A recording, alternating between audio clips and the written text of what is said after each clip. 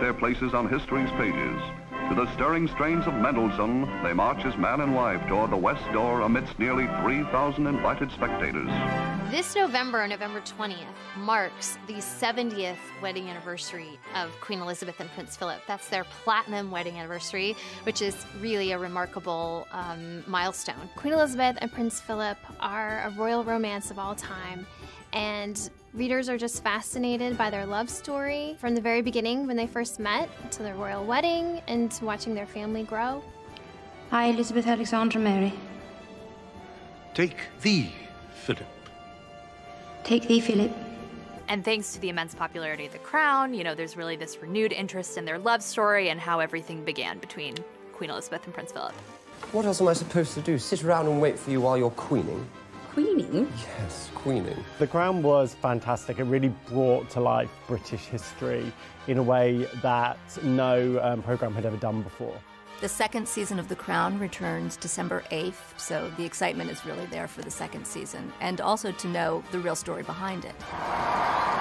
So with Elizabeth and Philip's 70th anniversary and the second season premiere of The Crown, we thought what better time to celebrate their enduring romance and really incredible love story. Seen firsthand what it is like for a royal family to be overthrown because they're out of step with the people. I left Greece in an orange crate. My father would have been killed. My grandfather was. I'm just trying to protect you. The future Prince Philip, Duke of Edinburgh, was born in 1921 in Corfu, Greece. The newborn noble was nephew to the reigning Greek king, Constantine I. Philip is a royal in his own right, well before he ever met and fell in love with Elizabeth. He is actually from the Danish royal family. Danish by birth, his grandfather became a Greek king in the 19th century. Prince Philip's ancestral background is a little confusing, like many European royals of that time. His grandfather was a Danish prince who was installed into the Greek throne in the late 19th century. So Philip has Danish blood, but he's Greek-born. Philip was actually forced to leave Greece when he was 1 year old. Philip left his homeland of Greece under pretty terrible circumstances.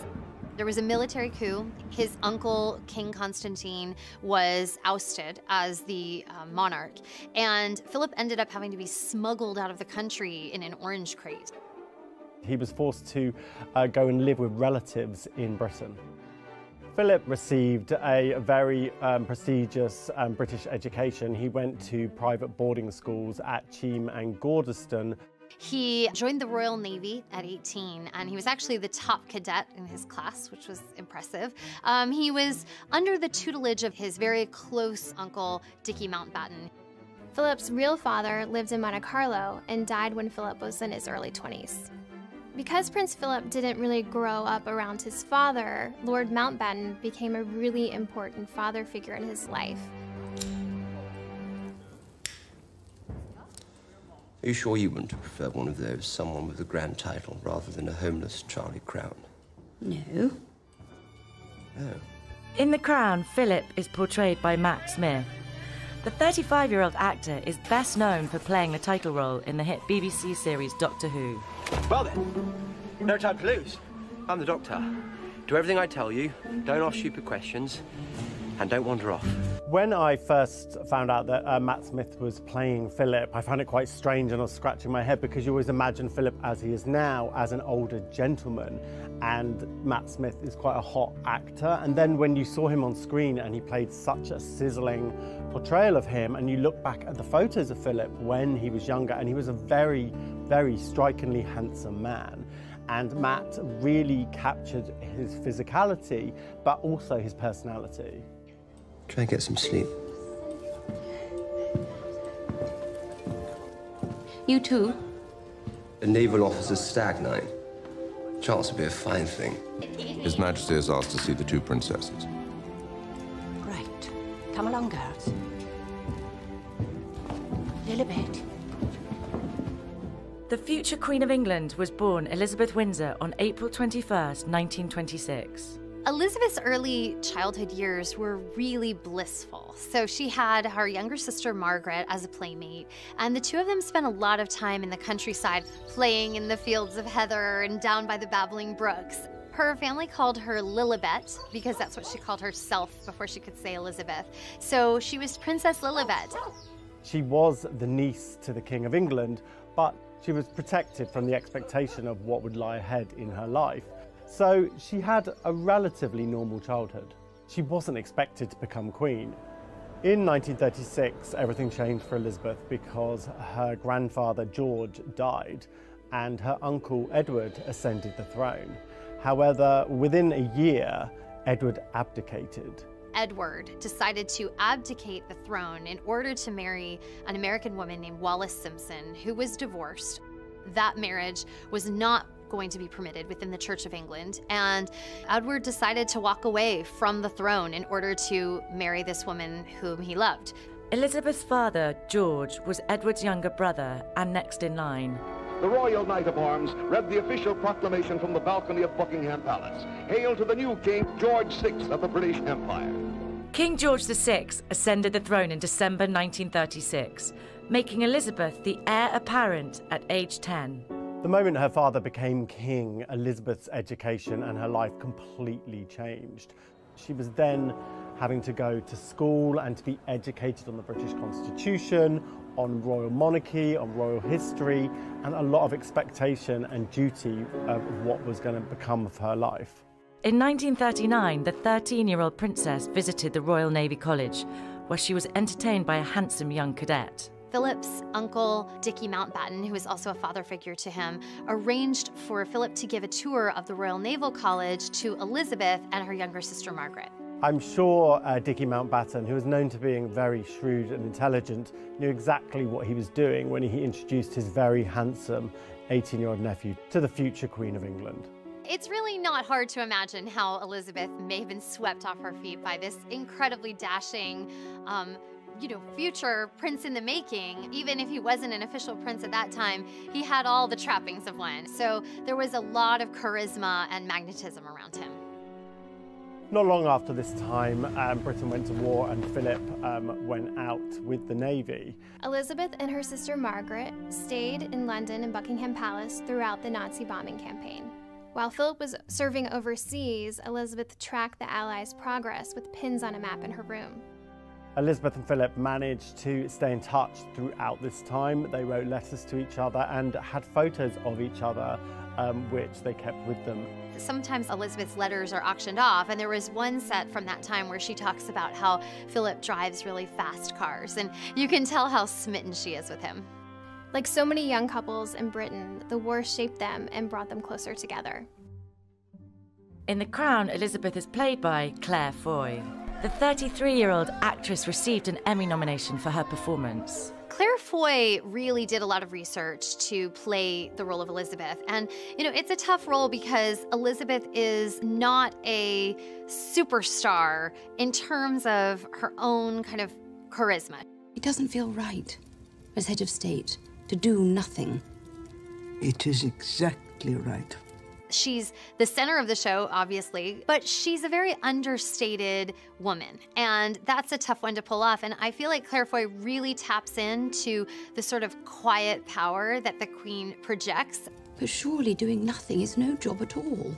She really captures that balance of duty and personal struggle and emotion that Elizabeth went through and that Elizabeth is known for. There's a large breeding herd of elephants at Treetops, so we've got to get there early. Not too early, I hope. Don't worry. What else have you got in mind for our little holiday? Elizabeth and Philip were first introduced in 1939. By 1943, Elizabeth was the 17-year-old heir to the British throne, while Philip was a 22-year-old decorated officer in the Royal Navy. When Philip was the first lieutenant of HMS Wallis, a warship, he made this very shrewd move, which he's credited for in the history books. There was a huge attack going on, and he basically turned off all of the lights on the ship and set out some rafts outside the ship with burning debris to make it look like the ship had been attacked and everyone on the ship was dead.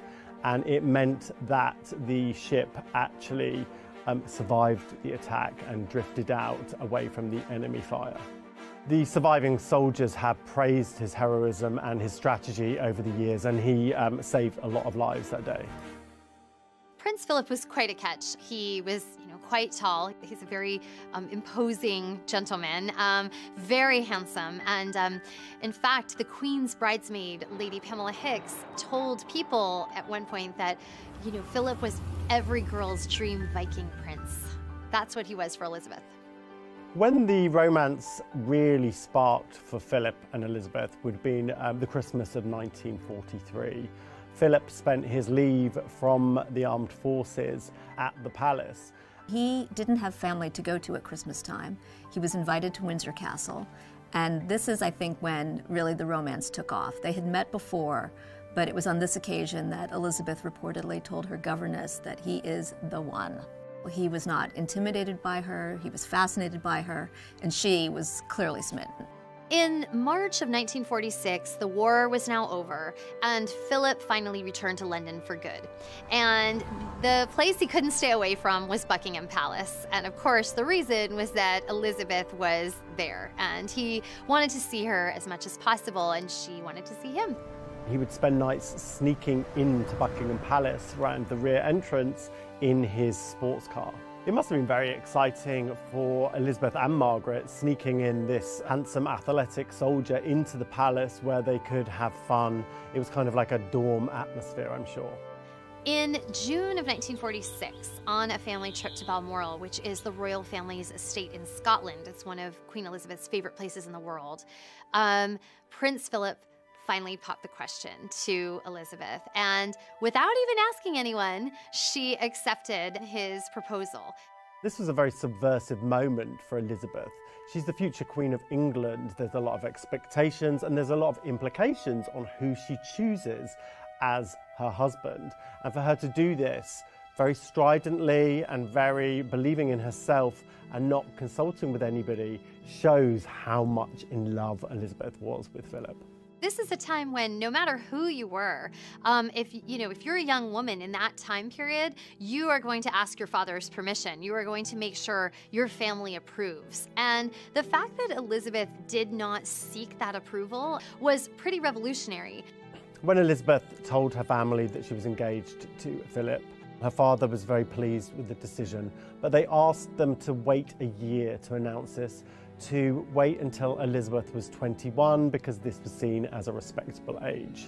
That was a big secret to keep because this is someone who is the direct heir to the throne, who has all the world's attention focused on her. There was a lot of media interest. The public appetite to know about her personal life was huge. There were a lot of rumours in the press, but nobody knew for sure. On July 9th, 1947, the palace issued a statement announcing the engagement. That same day, Elizabeth and Philip made their first official appearance together at a royal garden party. There was a lot of reservations about Philip being the husband to the future Queen of England.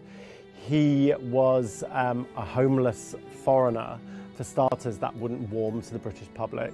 He had some German connections, and again, this is after the close of World War II. It was still a very tense time between the countries. Several of Philip's sisters married German men.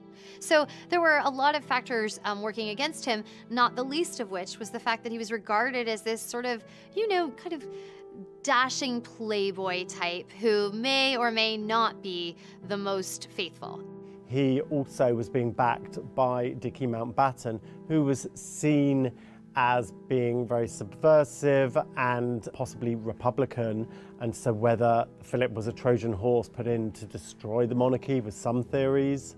The athletic Philip, whose 6'2" frame had caused many a feminine heart to flutter, had agreed to give up any claim to the Greek throne and dutifully became a British commoner. In order to win over the naysayers, Philip took quite a few steps. He started by renouncing his claim to the Greek throne. He assumed a new surname. He assumed the name of Mountbatten to sound a lot more British. Philip also converted from Greek Orthodox to the Church of England. Publicly, Philip put forth his best face, but privately, he had a lot of reservations about joining the royal family. He knew he was marrying the direct heir to the throne. So with that obviously comes a certain amount of baggage, and for Philip, that would mean being tied down in ways he might not have otherwise wanted to be. You know, he wanted to be a military officer who would be able to travel the world. This is a man who's very alpha male. He's used to getting his own way, used to being in charge of his own life, and entering into the British monarchy, he must have realised that there's going to be a certain element of control of his life that he's going to lose. So why did Philip do it? It must have been that he was incredibly in love with Elizabeth. What else am I supposed to do? Sit around and wait for you while you're queening? Queening? Yes, queening. The crown begins with Elizabeth and Philip's wedding day, which is unfortunate because their courtship was one of the most exciting times of their lives. Maybe I'd like your help with the queening. Oh, in the same flattering way you asked me to redecorate Claret's house. Well, you did that jolly well. I felt like a sissy.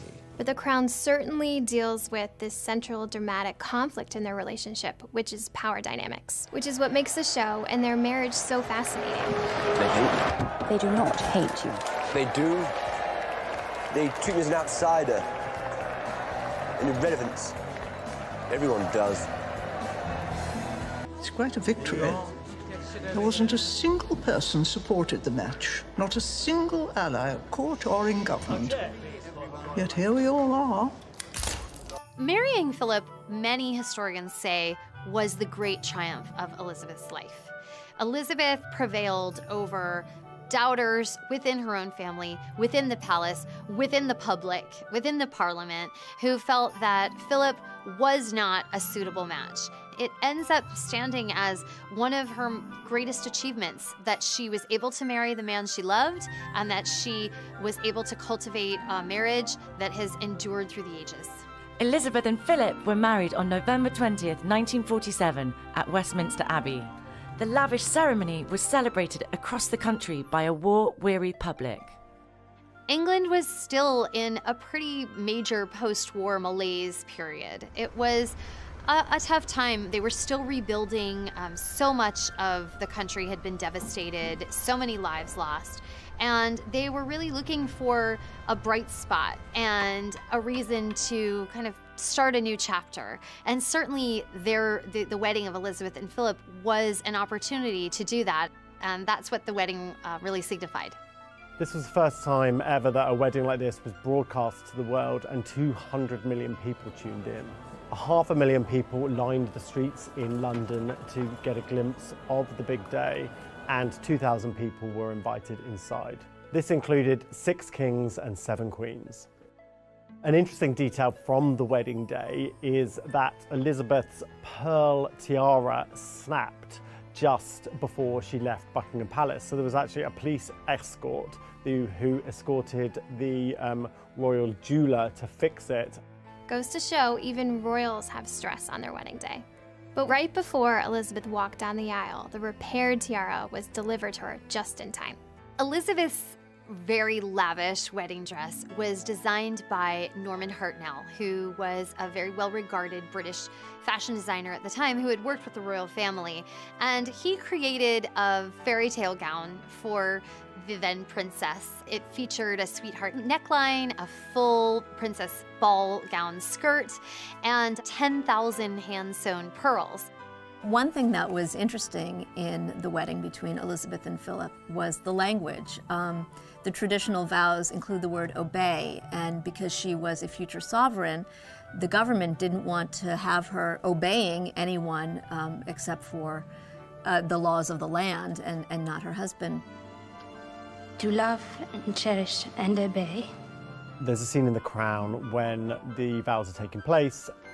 Obey? She insisted. It was discussed. And Winston Churchill's wife asks him, obey, really? And he says, yes, she insisted. Elizabeth has always been clear that in addition to being a monarch, or at that time the future monarch, she's a wife and she wanted the traditional vows. It might seem like a small detail now to us, but at the time it was a big deal to keep that word in and to have a future monarch vowing to obey her husband. This nation needs is several years of strong, steady, experienced administration. In The Crown, the role of Winston Churchill is played by John Lithgow. The 71-year-old Oscar-nominated actor won an Emmy for his outstanding performance. On The Crown, we see John Lithgow really portray the closeness between Winston Churchill, the then Prime Minister, and the then Princess Elizabeth, soon to be Queen Elizabeth. Your Majesty. It was really what every British person expected and loved about Churchill, the fiery spirit, the cantankerousness, but the warmth and duty there at the same time. It was a really impeccable job. There is no problem so complex, no crisis so grave that it cannot be satisfactorily resolved within 20 minutes. So, shall we make a start? On the balcony where kings and queens have appeared unnumbered times on great occasions, the young couple happily share the supreme day of their lives with their countrymen. For Royals fans, one of the best moments in any royal wedding is the big balcony moment. And that's something we have anticipated, certainly in modern times, for Kate and William's wedding, for Charles and Diana's wedding, but it really all started with Philip and Elizabeth's wedding. 3 generations of the royal family now appear. But it is the young bride and groom who really rule England this day. That Buckingham Palace balcony on the Mall in London, it's so grand. And seeing them walk out in her wedding splendor and her handsome prince, it created a groundswell of joy and excitement and celebration for the people of England and the United Kingdom and really all around the world.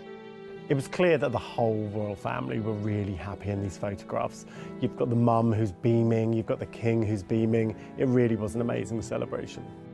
What it signified in that one joyful moment was the dawn of a new era, of a new royal family that was putting on display some of the pageantry that in the past maybe had just been kept amongst themselves. It was now shared by the nation and the world.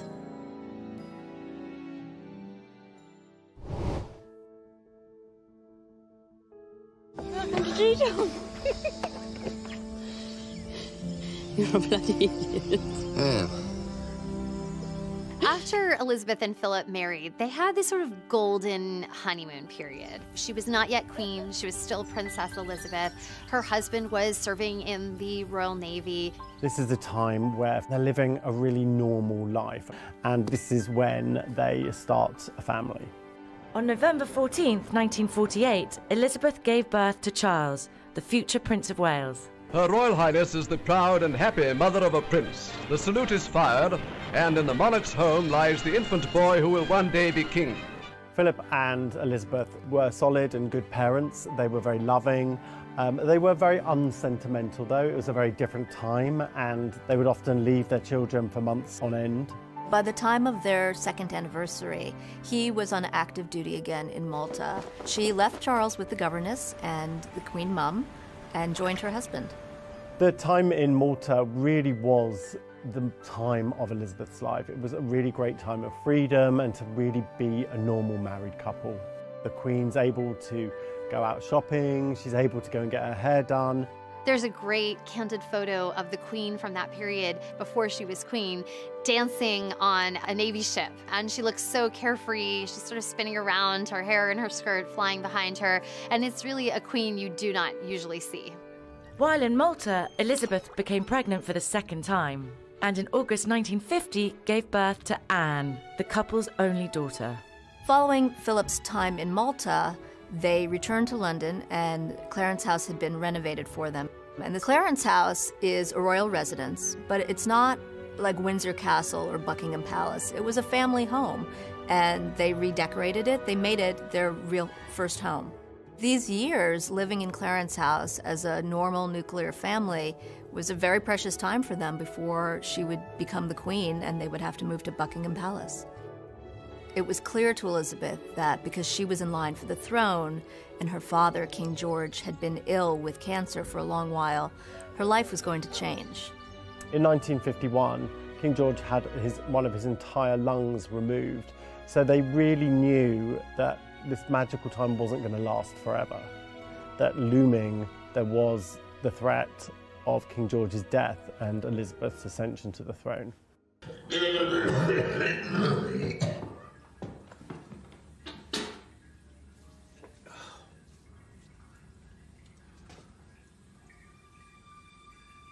In The Crown, King George is played by Jared Harris. The 56-year-old actor is perhaps best known for his role as Lane Price on Mad Men. You and I are going to address that insult. Are you kidding me? No, you're a grimy little pimp. As soon as I raise my hands, I warn you, it shall be too late to run. Jared Harris really portrayed King George as a very empathetic figure, a very caring and kind figure. In case you're wondering, I haven't anything specific to say. Just wanted to spend time with you. Through the lens of The Crown, you could really tell that Elizabeth had a great relationship with her father. He did a great job at preparing her to be the Queen of England. In real life, Elizabeth adored her father. She was very close with him. She did feel a genuine kinship and affection and connection with him. And that's something that she certainly has carried through all the way to the present day. That sense of his belief in her, and also the sense of family duty. On February 6, 1952, King George VI died of lung cancer. He was 52 years old. Elizabeth was in Kenya when she received the news. The 25-year-old princess was now the Queen of England. I should be the one to tell her. Pretty much exactly as it's depicted in The Crown, Elizabeth and Philip were doing a tour of the Commonwealth because at the time George wasn't well enough to do that. So she had already sort of started stepping into her father's shoes, and she happened to be in this very remote location when they got the news of his death. Philip gave Elizabeth the news, and from this moment forward, they knew that their lives were never going to be the same again.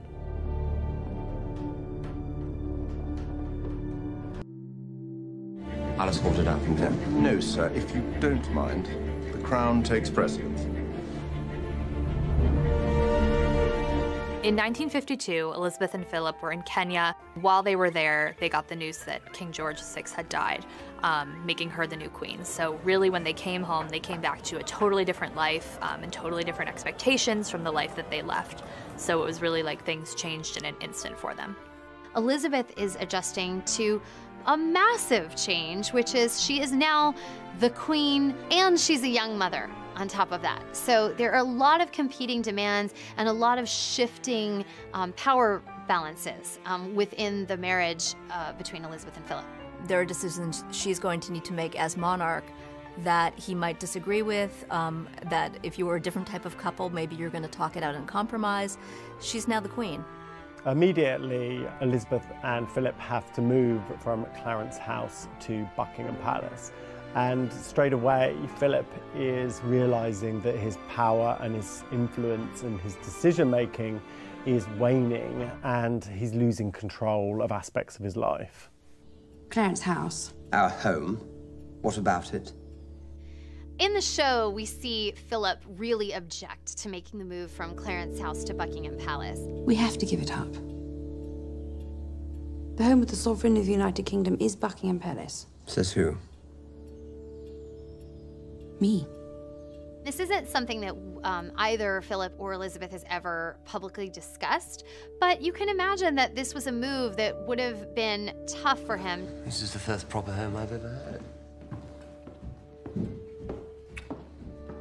Knowing that he was going to a place that was a gigantic, drafty, not the cozy family home that maybe, they had been able to craft for themselves in Clarence House, but also really in the public eye. They'd rather we didn't keep the name. Mountbatten. Who's they? Cabinet.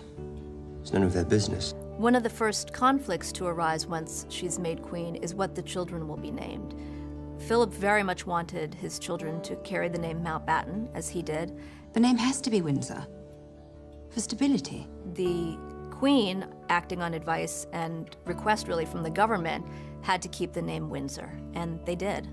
This was one of the biggest fights in Elizabeth and Philip's marriage. Philip was really rankled about this decision. He remarked that he was the only man in England whose children wouldn't be taking their father's name. What kind of marriage is this?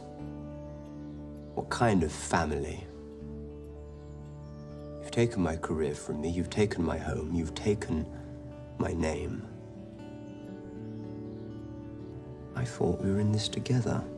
Philip is very quickly seeing himself shoved in the background here, and he doesn't know what his role is going to be. There's no textbook study for somebody being the prince consort, and so he's struggling with being emasculated and not really knowing what he's going to have to do going forward. The Duke of Edinburgh comes to vow lifelong allegiance to his queen. On June the 2nd, 1953, 16 months after the death of her father, Queen Elizabeth was officially crowned at Westminster Abbey. The coronation was televised for the first time ever, and 20 million viewers tuned in. It's the first time that a world audience has seen this kind of ceremony and gets an insight into the workings of the British monarchy. No one does coronations like the British royal family. This is a very, formal, opulent, steeped in history, extravagant ceremony that has so many layers of meaning and tradition. As the Archbishop of Canterbury confirms Elizabeth's sovereignty by placing on her head the 6-pound King Edward's crown. The pomp and pageantry of the 2.5-hour ceremony is witnessed by the Queen Mother and Prince Charles. One of the things that made Elizabeth's coronation so special is that she was so young. She was only 26 years old, and it's not often that you see such a beautiful, glamorous young woman ascend the throne the way that she did. You know, it was pure spectacle as well as great grand tradition, kind of all coming together in this one massive event. With becoming dignity, the Queen walked from the chair of estate to a place near King Edward's chair, preparatory to the ceremony of recognition. She was certainly very poised that day, very calm, collected, as she really always is in these kinds of situations. But she rose to the occasion and fulfilled her destiny. I have in sincerity pledged myself to your service, as so many of you are pledged to mine. One of the lovely details about her coronation was in her radio address, the Queen mentions her husband. In this resolve, I have my husband to support me. He shares all my ideals and all my affection for you. It was a lovely mention for him. It's sort of, you know, if you win an Oscar, you mention your spouse, and this is that on a much grander scale. Is just another example of how she was very sensitive to share the spotlight with him when it was appropriate to do so. Take a worm. What? A worm with your fingers. Go on. They won't bite the worms, boy. That's it. Good boy. It's wriggling. Of course it's wriggling. It's a worm. It'll stop wriggling once you put it on the hook. Throughout the 1950s, Elizabeth remained busy with her royal duties, while Philip reigned supreme over the couple's home life. Within their real life, Philip was really in control of the family decisions and everything going on within the family. He really wore the trousers. Philip was very insistent on Charles's education be similar to his, and that he would go to private school and go to Gordonston. This was actually in contrast to what the Queen Mum wanted for Charles. Gordonston is a much more brutal environment for education. It's quite a stern place, and the Queen Mother didn't really feel this suited Charles's personality, as he was a lot more sensitive and not ready for this. Elizabeth stood by Philip's decision because she had decided early on that Philip would control a lot of the family's decisions. What we've since learned is that Charles did not really enjoy boarding school. And as he grew up and started to talk about his upbringing, he had some harsh words for those years. In the past, Charles has really spoken out about how he didn't love boarding school, and he felt that his parents were sort of detached and not very present in his life when he was a child. But he's kind of changed his tune a bit and said that he does have happy memories of his childhood and has a good relationship with his parents. I think it's very fair to say that they were loving parents, but they were loving in a very different way to today's judgments of parents. They weren't very cosy, they weren't very lovey-dovey. There was a big love there, but it was very distant. There wouldn't be any second thoughts about leaving the children on their own and not necessarily seeing them. In the same sense of the time, when they did see them, they did have fun. There was a lot of laughter in the halls of Buckingham Palace. They did play games. They were happy children. In 1956, Philip left London and his family behind to embark on a 4-month trip around the world. He was gone for an extended period of time, and it raised some eyebrows among the press and royal watchers. They had spent Christmas apart, which would be a very big deal in England. There was rumours, in fact, that he was unfaithful to Elizabeth, but these have never been confirmed. The palace took the unusual step of issuing the denial. It is untrue that there is any rift between the Queen and the Duke. When Philip returned from sea, there was a very authentic joy between Elizabeth and Philip, which was very publicly displayed, and it dispelled these rumours. The first season of The Crown ends in 1956, before Philip set sail. But the show does deal with the whispers of infidelity. I have nothing to hide from you. Nothing. One of the things that makes The Crown very intriguing is this hint that there could have been infidelity in the marriage. But to everyone's regret and frustration, the only person I have ever loved is you. And can you honestly look me in the eye and say the same? It does make for good drama, but when we look at the real-life situation, there are rumors, there have always been rumors, but no evidence that either of them ever cheated on the other. Before ending their vacation at Balmoral Castle, the British royal family foregather on the lawn of their Scottish Highlands retreat to allow Movietone a rare opportunity to film them all together. Baby Prince Andrew stealing the show. In 1960, the royal family hit a milestone when Prince Andrew was born. That made him the first child born to a monarch since 1857 with Queen Victoria. And then a few years later, in 1964, their fourth and final child, Prince Edward, was born. Many historians say that Queen Elizabeth had her first family and her second family, and that she regretted not spending as much time with her older children as she could have. And so when she had Andrew and Edward, her younger kids, she made up for lost time with them. Although she was still very much always responsible in terms of her duty, she wanted to make sure she had more time to be a mom. Around this time, a playwright described the monarchy as a gold tooth in a mouthful of decay. Basically, that they were being ostentatious in a time of austerity. It was from the playwright John Osborne, who was critical of the monarchy, a very famous quote that obviously got under the royal family's skin. And they responded in 1969 by allowing themselves to be filmed for a documentary where you saw them doing normal things. You see them on a picnic and sitting down to dinner and talking as a family. Extremely difficult sometimes to keep a straight face. When the Home Secretary said to me, there's a gorilla coming in. So I said, you know, what an extraordinary remark to make, very unkind about anybody. And so, you know, I stood in the middle of the room and pressed the bell and the doors opened. There was a gorilla. At this point, Andrew and Edward are still younger, but Charles and Anne are, you know, pretty much young adults. And so there was some talk that they resented the intrusion. It was almost like a reality TV show before that was a thing. And it was certainly something the royal family really rarely, and if ever, does. Despite the children looking back and saying they felt it was intrusive, the film at the time really had the desired effect, which was to humanize the monarchy for their subjects. People who watched it in 1969 looked and said, the Queen is just like me. She, you know, takes things out of a picnic basket and feeds her family and plays with the dogs. It was sort of delightful. That's all I want. Thank you. I want to thank all those in Britain and the Commonwealth who, through their loyalty and friendship, have given me strength and encouragement during these last 25 years.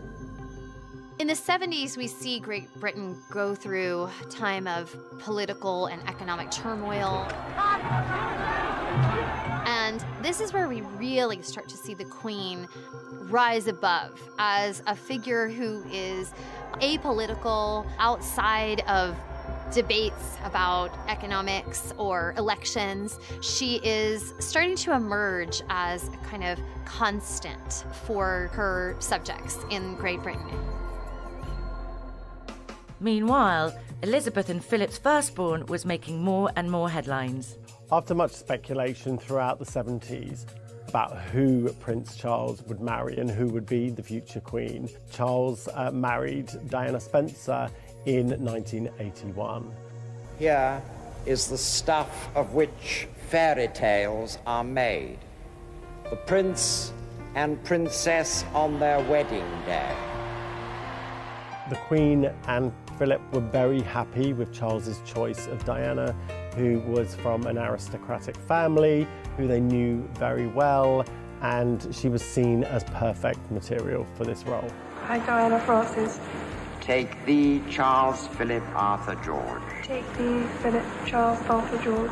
The wedding of Charles and Diana is a massive spectacle on a truly global scale. Even though the same was true at the time of Philip and Elizabeth's, things have changed. So now we have an audience of 750 million people watching it live on television. And at this point, you know, most people have televisions in their homes. So it's really a different world.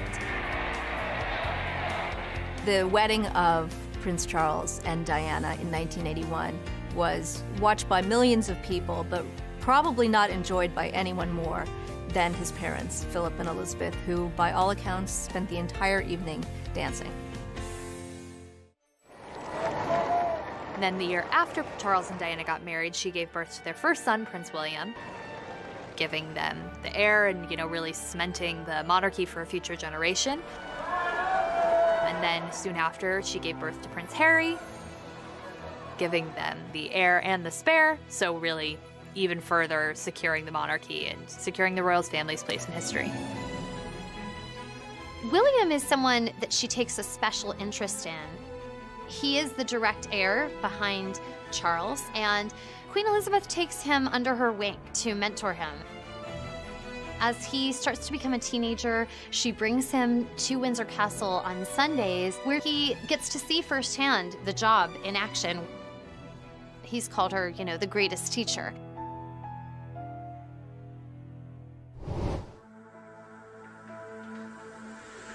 "1992 is not a year on which I shall look back with undiluted pleasure. In the words of one of my more sympathetic correspondents, it has turned out to be an annus horribilis." The most difficult time of Philip and Elizabeth's life would have been 1992, which she in fact described as her annus horribilis in her Queen's speech at Christmas time. The annus horribilis is a Latin term that the Queen used to describe a very bad year. And she wasn't being dramatic. It was a year that saw two splits, Charles and Diana, Andrew and Fergie, the divorce finalized between Anne and her first husband, and then it was capped off with a fire that destroyed a portion of Windsor Castle. I sometimes wonder how future generations will judge the events of this tumultuous year. I dare say that history will take a slightly more moderate view than that of some contemporary commentators. He who has never failed to reach perfection has a right to be the harshest critic. Prince Charles and Princess Diana's separation is a period of tremendous pain for the royal family, and in particular for Queen Elizabeth, because this is her firstborn child, and marriage is extremely important and sacred to Elizabeth. So first she finds out that this marriage isn't working. Next, Princess Diana goes on television, and Prince Charles also, and each give interviews talking about their own infidelities. And in Charles's case, he admits that he cheated on Diana with his longtime love, who he would later marry, Camilla Parker Bowles. And in Diana's case, she famously says, "Well, there were 3 of us in this marriage, so it was a bit crowded." And for the Queen, Diana's interview is really the final straw, because she feels that this public war of words cannot continue to play out in the spotlight, that it needs to be over. So many people in royal circles say that it was after Diana's interview, the Queen intervened and said, "It's over, you two need to call it quits and move on, because this is not working anymore." Charles and Diana's divorce was finalised in 1996. The following year, Elizabeth and Philip were forced to mourn the sudden and tragic death of the People's Princess. Confirmation from Buckingham Palace tonight that the world has lost Princess Diana at age 36, dead in a car crash in Paris, along with her companion of the past several weeks, Dodi El Fayed, one of the heirs to the Harrods department store fortune. The Queen's reaction was criticized really around the world, especially, however, among the people of the United Kingdom, who were really grieving in their own way for this beloved princess. She was, at this point, her son's ex-wife. She was also the mother of 2 of her grandchildren, and she was a figure whose own fame had really outstripped the Queen's in many ways, and certainly her popularity had become on another level from anything the world had ever seen before. So that was a lot. There were a lot of layers for the Queen to navigate after Diana's death. The Queen remained at Balmoral, the Scottish estate where she and Charles and William and Harry had been when they learned of Diana's death. And many felt that she needed to return to London and acknowledge the tragedy. The city of London was in this sort of collective mourning and grief. And the days went by where Elizabeth was still not there, not there, not there. I think it's disgusting that they have not appeared or said a word relating to all this. I really am upset. I can't understand the Queen doing it, really.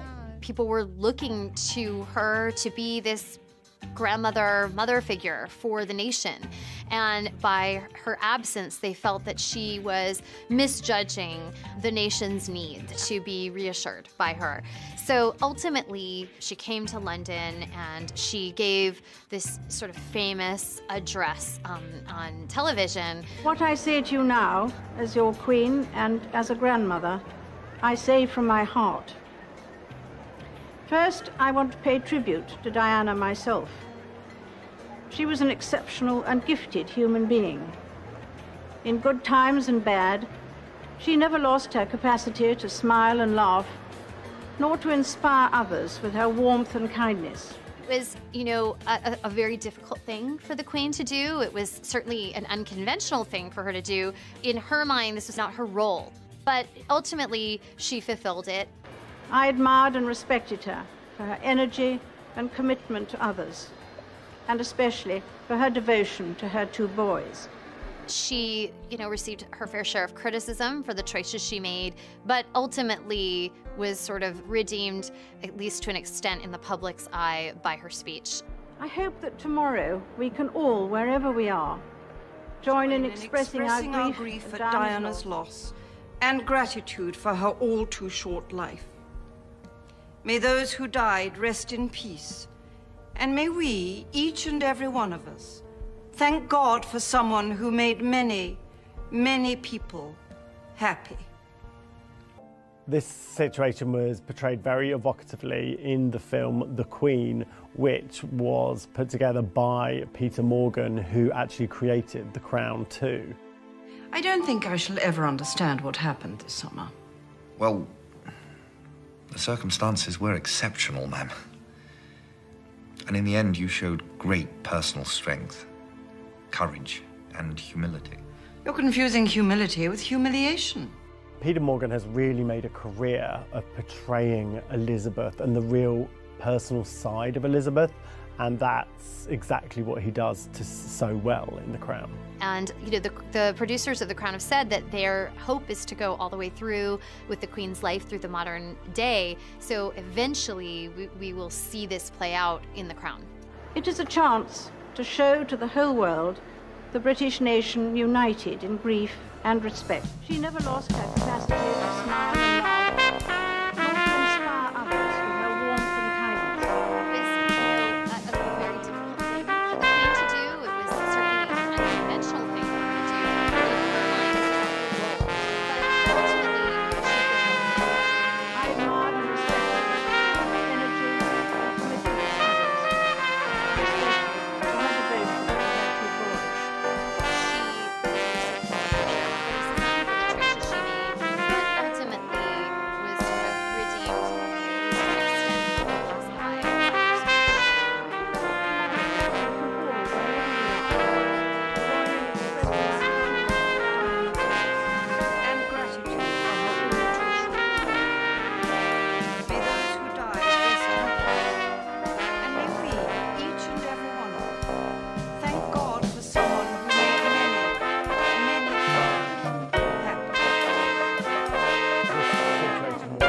Very effectively from The Queen, which was put together by who actually created The Crown too. I don't think I shall ever understand what Well, the circumstances were exceptional. And in the end, you showed great personal strength, courage, and humility. You're confusing humility with humiliation.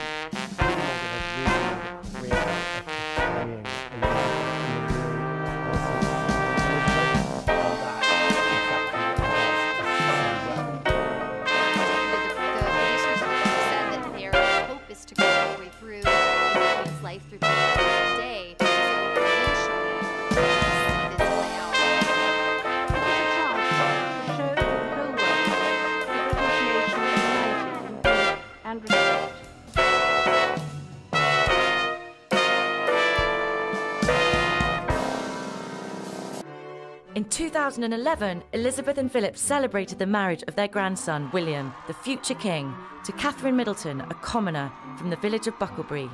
William's marriage was a pretty significant break from tradition for the royal family. This was the first time that a direct heir to the throne had married someone who is not an aristocrat, not from a noble family. In fact, Kate's parents had once worked as airline stewards, and they're self-made entrepreneurs who built a business from scratch. They got in early on e-commerce and built up a party planning business online.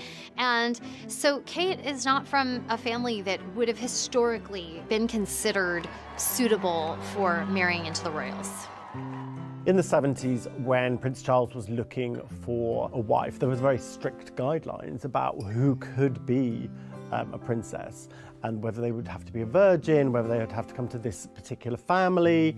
And the Queen really lessened those restrictions and has advocated for Prince Harry and for Prince William to basically follow their own hearts and to choose who they want to marry. We're watching for an engagement announcement from Prince Harry, who has been dating the American actress Meghan Markle, and she could be the next princess. There is so much about Meghan that would make her a completely different kind of royal bride should Harry propose. She's American, for starters. She's an actress. She's very independent.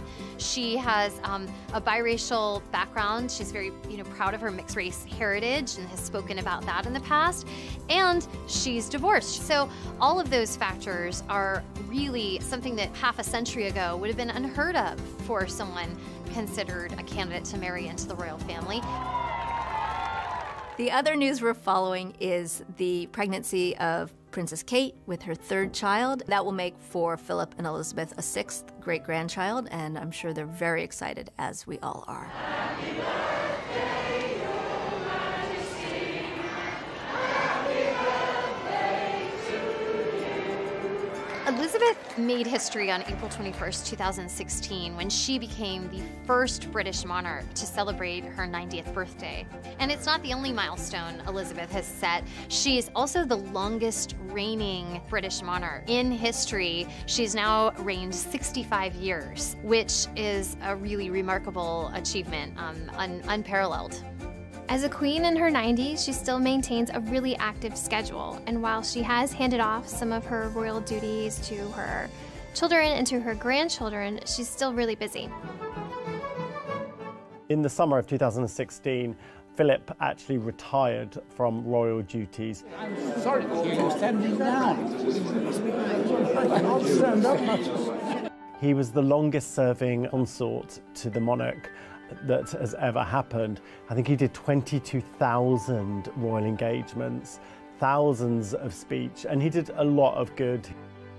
Over 70 years, their love has endured and stayed really strong, and members of their family have said that Prince Philip is really the pillar of strength that has kept Queen Elizabeth going and kept her grounded throughout her, 65-year reign.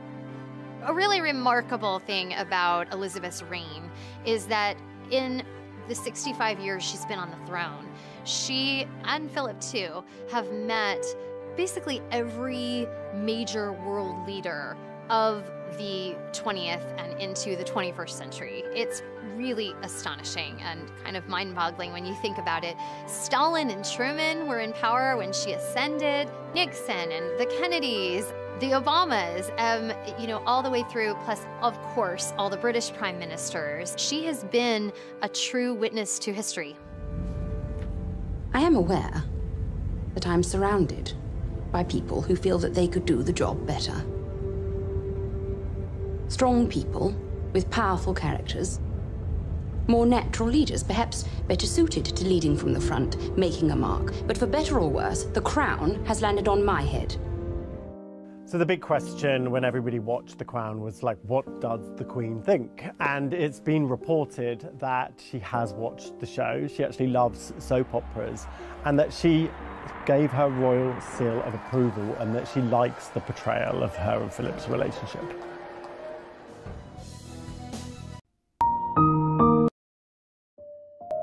Seen firsthand what it is like for a royal family to be overthrown because they're out of step with the people. I left Greece in an orange crate. My father would have been killed. My grandfather was. I'm just trying to protect you.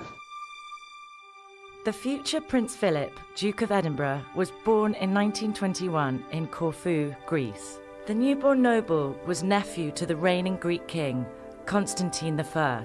Philip is a royal in his own right, well before he ever met and fell in love with Elizabeth. He is actually from the Danish royal family. Danish by birth, his grandfather became a Greek king in the 19th century. Prince Philip's ancestral background is a little confusing, like many European royals of that time. His grandfather was a Danish prince who was installed into the Greek throne in the late 19th century. So Philip has Danish blood, but he's Greek-born. Philip was actually forced to leave Greece when he was 1 year old. Philip left his homeland of Greece under pretty terrible circumstances. There was a military coup. His uncle, King Constantine, was ousted as the monarch, and Philip ended up having to be smuggled out of the country in an orange crate. He was forced to go and live with relatives in Britain. Philip received a very prestigious British education. He went to private boarding schools.